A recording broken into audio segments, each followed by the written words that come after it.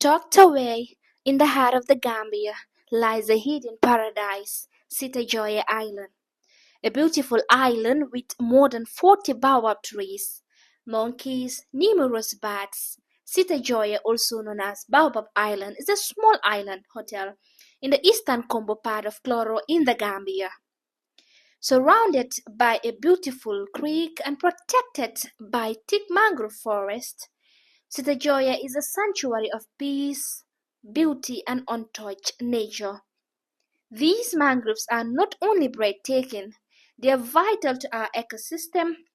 They serve as nurseries for marine life and help protect our shores from erosion and climate impacts. With every breeze, every ripple, and every rustling leaf, Sita JOYEH tells a story of serenity, harmony, and natural wonder. Far from the rush of city life, this island offers the perfect escape for nature lovers, photographers, bird watchers, and curious explorers. Whether you are seeking peace, adventure, or inspiration, Sita JOYEH welcomes you with open arms.